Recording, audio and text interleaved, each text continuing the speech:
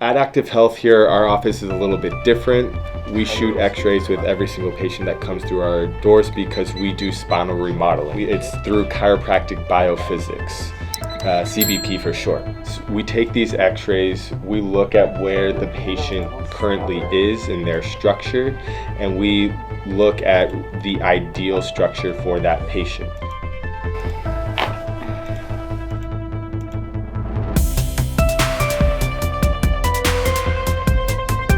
Today we're with the lovely Miss Megan. We're gonna shoot some x-rays with her, check to see how her spine has changed. Everyone's going to have a different ideal curve within their neck, their mid-back, their low back. We wanna make sure the spine is nice and straight. We don't have any inclinations or deviations or curvatures, aka scoliosis within the spine in that way. Have a big breath in.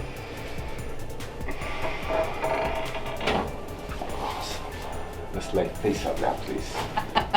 Like a cupcake. Crack like a cupcake. In chiropractic care, like we talk a lot about the adjustment, which is, in layman's term, the crack or the pop.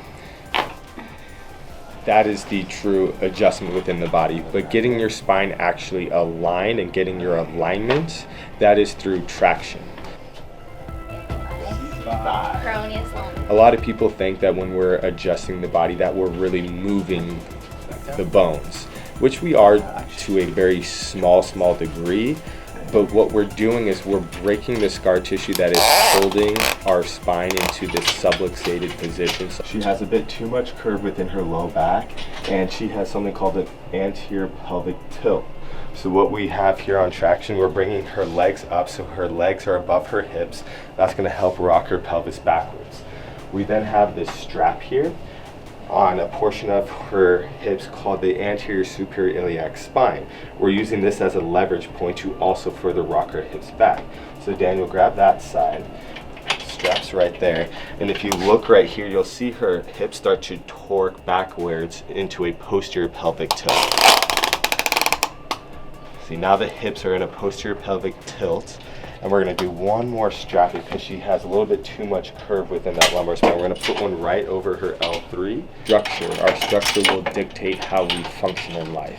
Then we're using this roll just below the rib cage, right at L3. If our structure is off, we're going to have an altered function in life. Lift your hands up in the air, and then you can see her low back is really coming quite low towards the ground here, so we can take out some of that excessive curve in her low back.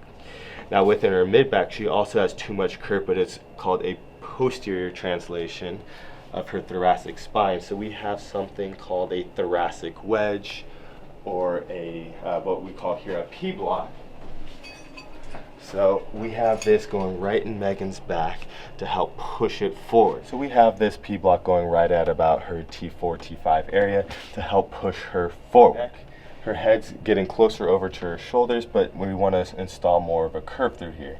So we're going to aim at this focal point right here at C5, right in the middle of the neck, and we're going to give her a nice pull using these arms on the dental roll table here. With Megan here, we're going to be influencing her neck, her mid-back, and her low back. A nice lordotic curve within her neck. Megan, are you okay right here?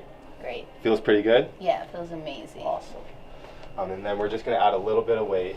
We do have a nice pull. It's just to help bring that neck back over. Awesome. We got a timer going for 15 minutes. Between 11 and 20 minutes is where we get ligamentous deformation. That's where the ligaments that surround our bones, they connect bone to bone, they start to deform in that time.